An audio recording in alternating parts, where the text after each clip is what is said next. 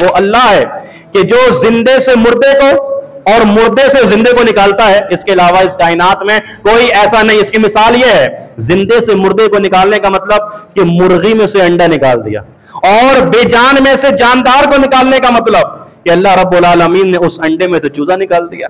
अल्लाहु अकबर। युखरिजुल हय्य मिनल मय्यित व युखरिजुल मय्यित मिनल हय्य। हम हैं कि जो बेजान से जानदार को और जानदार से बेजान को निकालते हैं, और हम ही हैं कि जो जमीन में तुम्हें जिंदगी देते हैं, जमीन में तुम्हें जिंदगी देते हैं, और उसके बाद हम तुम्हें मौत की आगोश में सुला देंगे और फिर तुम सब हमारी तरफ लौट कर आओगे।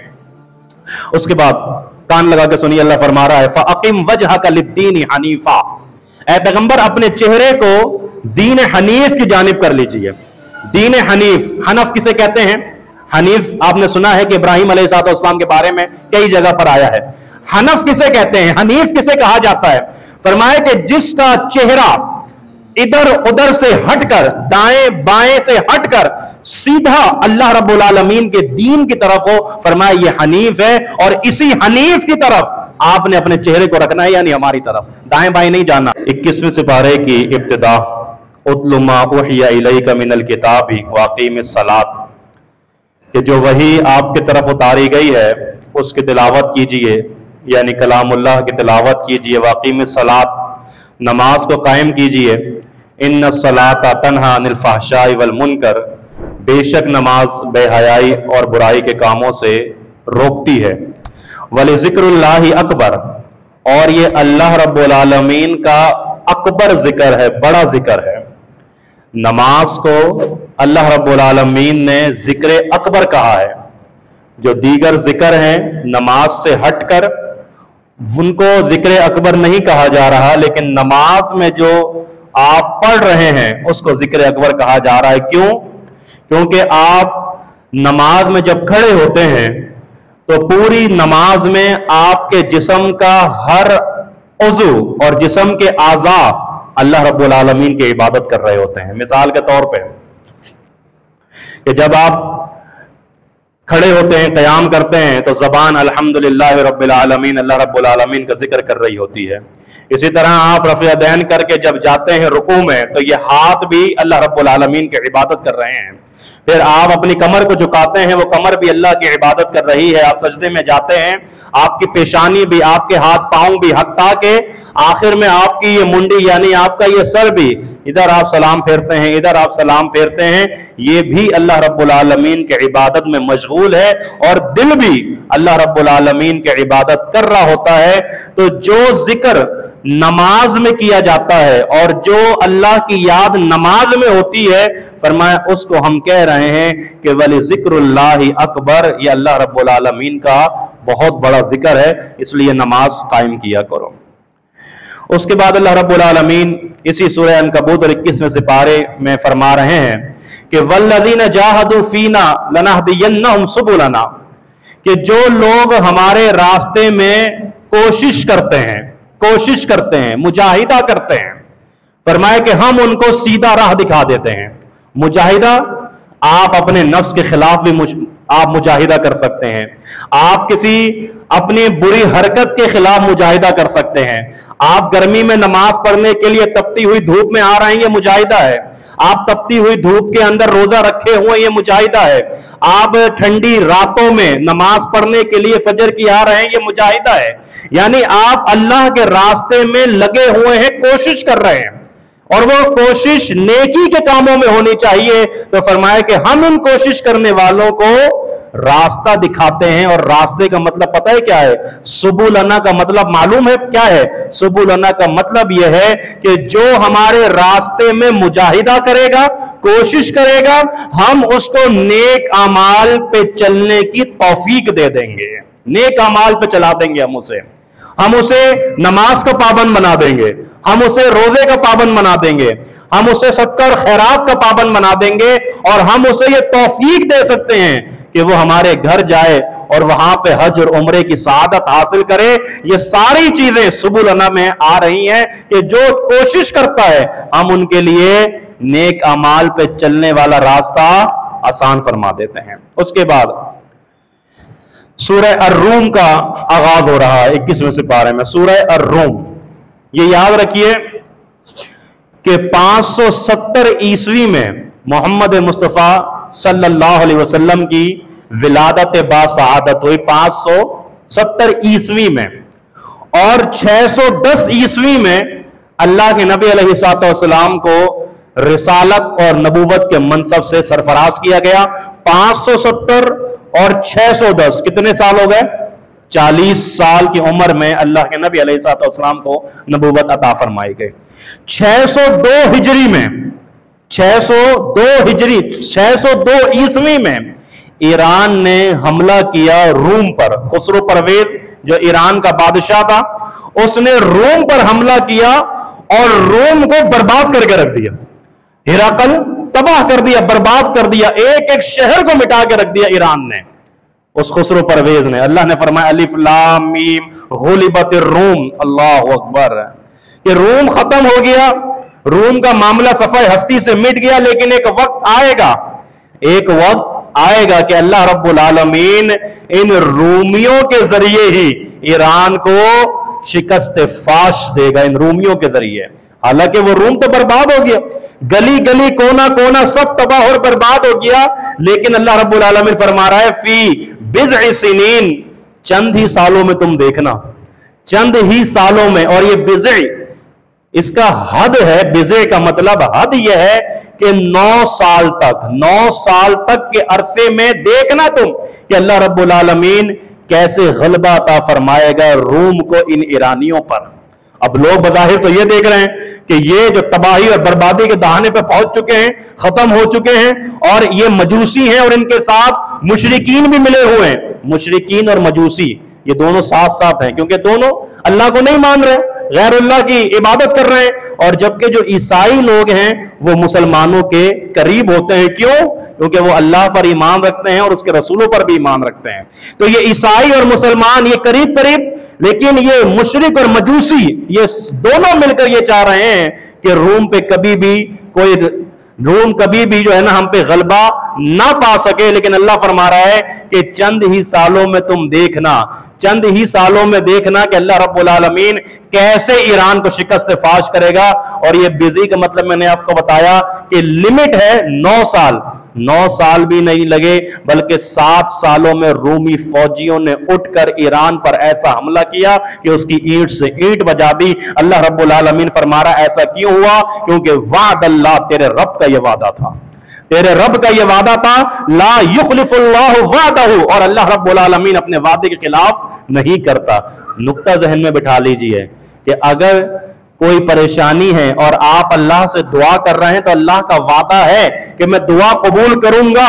लेकिन अगर दुआ फौरन कबूल नहीं हो रही तो जबान से शिकायत करने के बजाय ये समझ लो कि इस टाइम पीरियड में अल्लाह तुम्हें आजमा रहा है। इस टाइम जब तक दुआ कबूल नहीं हो रही उस वक्त तक यकीनन अल्लाह तुम्हें आजमा रहा है, तुम्हारी दुआएं जरूर कबूल होंगी। अल्लाह रब्बुल आलमीन फरमा रहा है कि ला युखलिफुल्लाहु वादहु वलाकिन्न अक्सरन नास ला यअलमून, हम अपने वादों को जरूर पूरा करते हैं, लेकिन बहुत सारे लोग इसको जानते नहीं है, इल्म नहीं रखते इस चीज का कि हम अपने वादों को पूरा किस अंदाज से करते हैं। क्या देखो, हमने वादा किया था, हमने रूम को गालिब कर दिया इन ईरानियों के ऊपर। उसके बाद अल्लाह फरमा रहा है युखरिजुल हय्य मिनल मय्यित व युखरिजुल मय्यित मिनल हय्य, अल्लाहु अकबर, कि वो अल्लाह है कि जो जिंदे से मुर्दे को और मुर्दे से जिंदे को निकालता है। इसके अलावा इस कायनात में कोई ऐसा नहीं। इसकी मिसाल यह है, जिंदे से मुर्दे को निकालने का मतलब कि मुर्गी में से अंडा निकाल दिया, और बेजान में से जानदार को निकालने का मतलब कि अल्लाह रब्बुल आलमीन ने उस अंडे में से चूजा निकाल दिया। अल्लाहु अकबर। युखरिजुल हय्य मिनल मय्यित व युखरिजुल मय्यित मिनल हय्य, हम हैं कि जो बेजान से जानदार को और जानदार से बेजान को निकालते हैं, और हम ही हैं कि जो जमीन में तुम्हें जिंदगी देते हैं, जमीन में तुम्हें जिंदगी देते हैं, और उसके बाद हम तुम्हें मौत की आगोश में सुला देंगे और फिर तुम सब हमारी तरफ लौट कर आओगे। उसके बाद कान लगा के सुनिए, अल्लाह फरमा रहा है फ़अक़िम वजहक लिद्दीन हनीफा, ऐ पैगंबर अपने चेहरे को दीन हनीफ की जानिब कर लीजिए। दीन हनीफ, हनफ किसे कहते हैं? हनीफ आपने सुना है कि इब्राहिम अलैहिस्सलाम के बारे में कई जगह पर आया है। हनफ किसे कहते हैं? हनीफ किसे कहा जाता है? फरमाया कि जिसका चेहरा इधर उधर से हटकर, दाएं बाएं से हटकर सीधा अल्लाह रब्बुल आलमीन के दीन की तरफ हो, फरमाया ये हनीफ है। और इसी हनीफ की तरफ आपने अपने चेहरे को रखना है, यानी हमारी तरफ, दाएं बाएं नहीं जाना।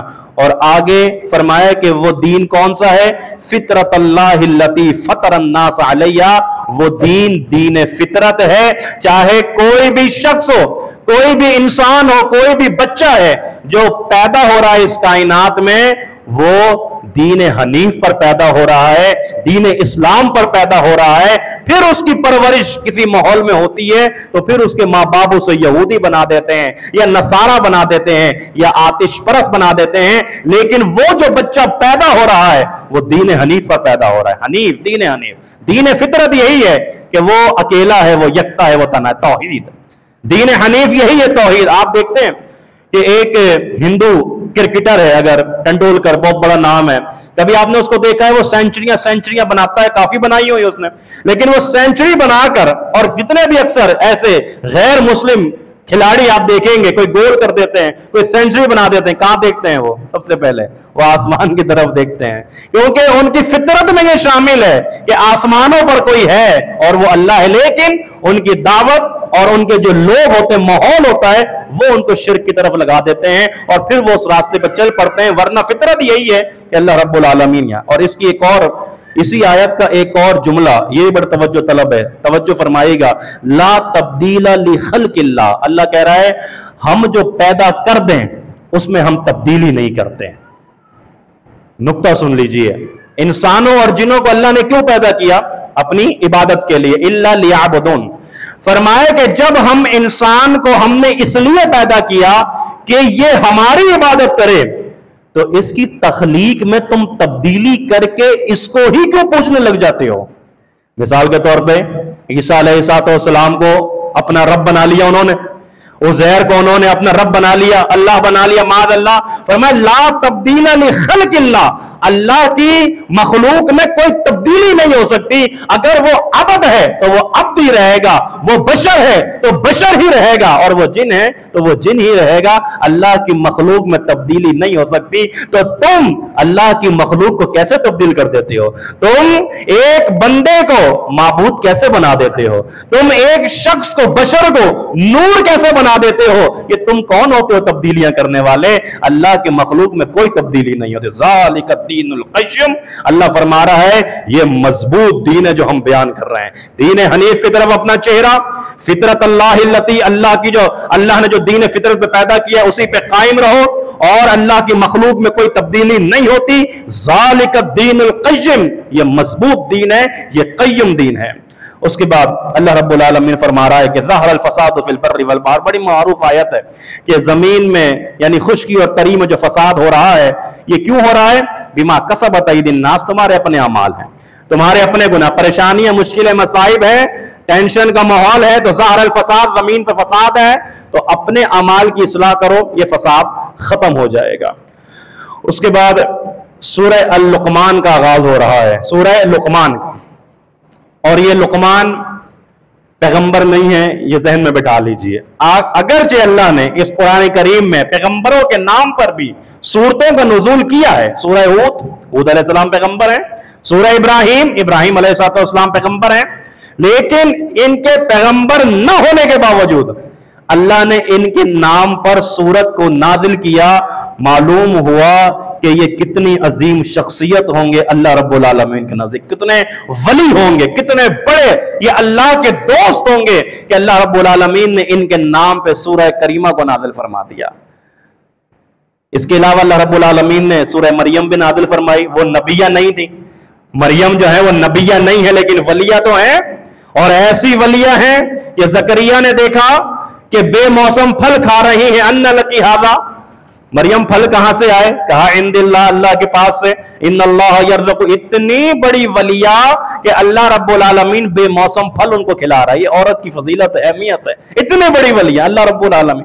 तो फरमाए लुक़मान, और इसका जो आगाज हो रहा है, तिल्का आयातुल किताबिल हकीम, किताब हिकमत के साथ आगाज हो रहा है। मुफस्सिरीन फरमाते हैं हिकमत से आगाज इसलिए किया गया कि आगे लुक़मान की हिकमत का तस्करा है, अभी मैं बताता हूं आगे लुकमान की हिकमत के बारे में। एक आयत सुन लीजिए, वमिनन नासी मन यश्तरी लहवल हदीस। अल्लाह रब्बुल आलमीन फरमा रहा है ये कैसे लोग हैं कि जो लहवल हदीस को खरीद लेते हैं, लहवल हदीस को खरीदते हैं, बेच करते हैं उसकी। लहवल हदीस का मतलब तो आपको मालूम है ना। लहवल हदीस के बारे में उलमा ये कहते हैं कि हर वो चीज, मिसाल के तौर पे आपके पास मोबाइल है, आप उसमें कोई बेहुदा चीज देख रहे हैं, ये लहवल हदीस है।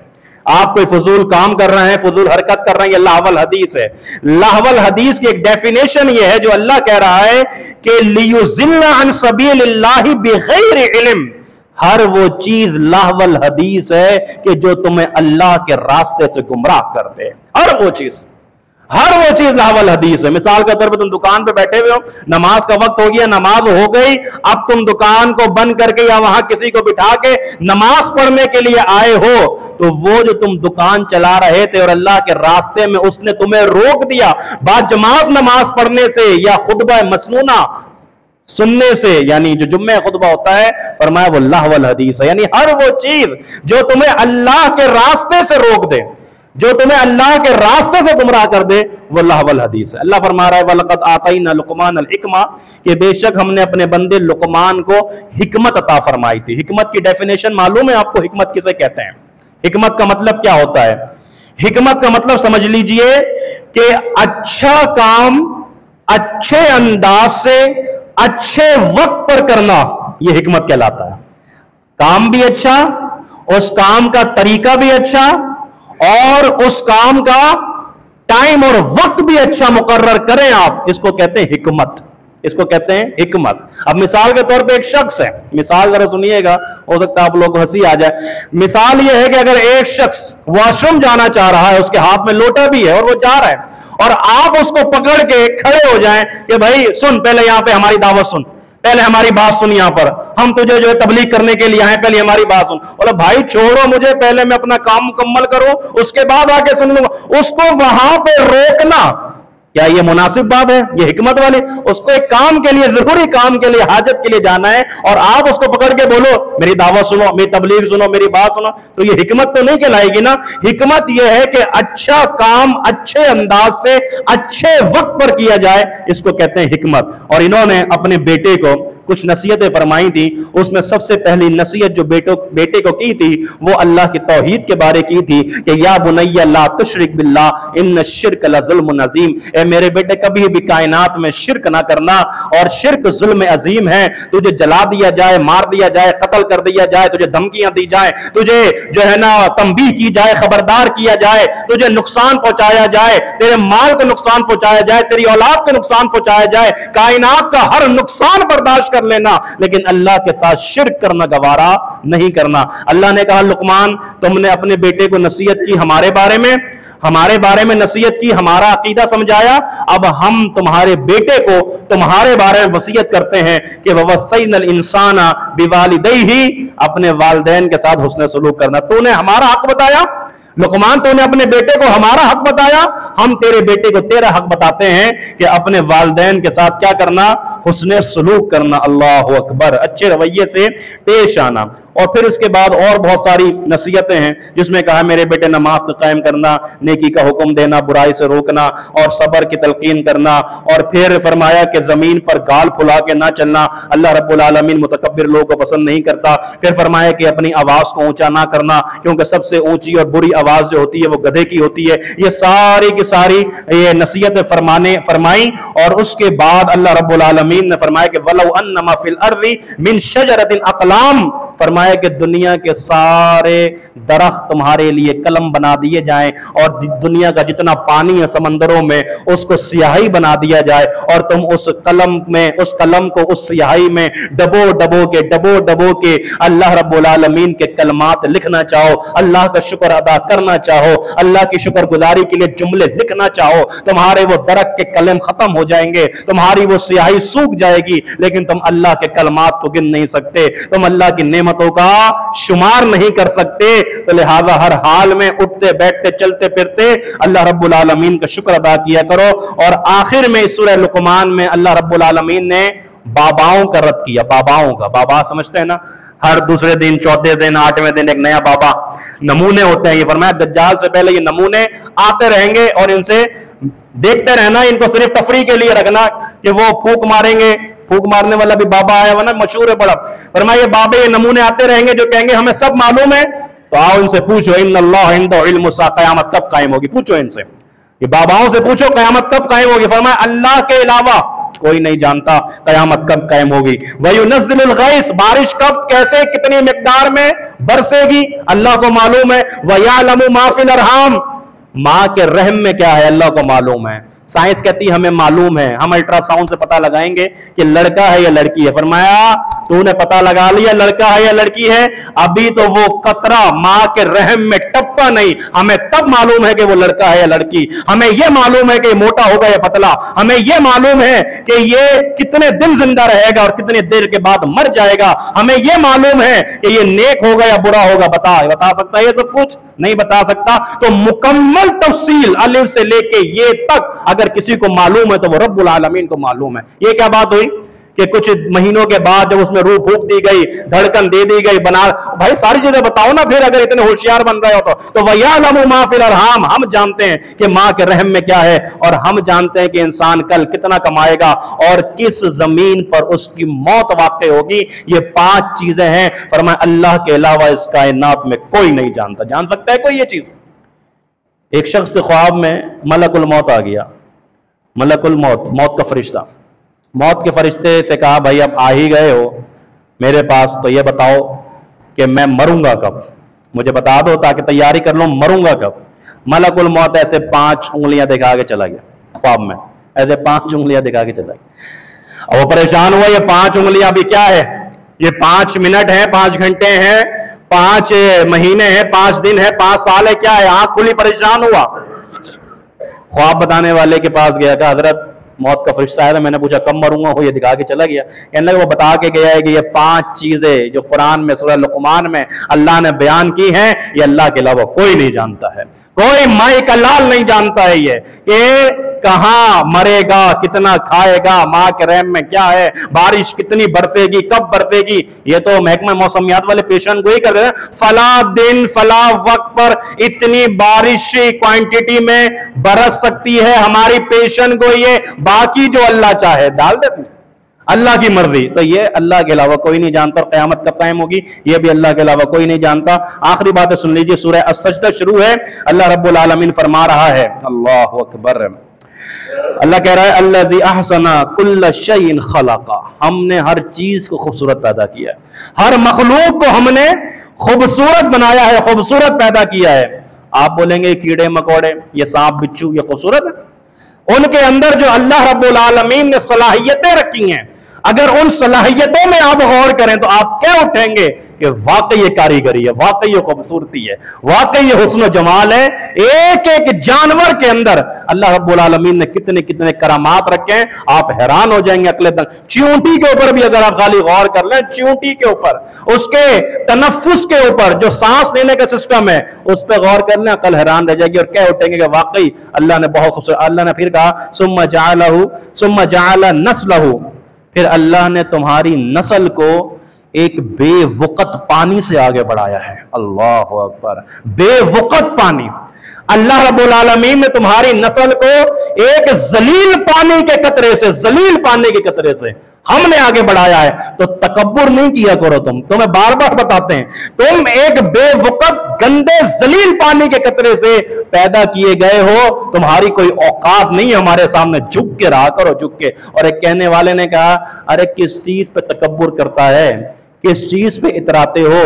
2 मर्तबा पेशाब के रास्ते से गुजरे तू 2 मर्तबा पेशाब के रास्ते से गुजर कर इस दुनिया में आया है, किस चीज पर इतराता है? तेरी औकात क्या है, तेरी अहमियत क्या है, तेरी हैसियत क्या है? 2 मर्तबा तू इस रास्ते से गुजरा है, तब जाके तू ये बना है। और ये बनाने वाले कौन है? हम अल्लाह हैं, हम रब्बुल आलमीन हैं। फिर इसके बाद एक और सूरह करीमा है, गालिबन सूरह अहज़ाब, और उसका कुछ हिस्सा 22वें सिपारे में भी मौजूद है, तो कल इंशाअल्लाह उसको फिर उस अंदाज से बयान कर देंगे, वो भी ले लेंगे और 22वां सिपारा भी इंशाअल्लाह कर देंगे। अल्लाह से दुआ है अल्लाह रब्बुल आलमीन हम सबको अमल करने की तौफीक अता फरमाए। अस्सलामु अलैकुम व रहमतुल्लाहि व बरकातुहू।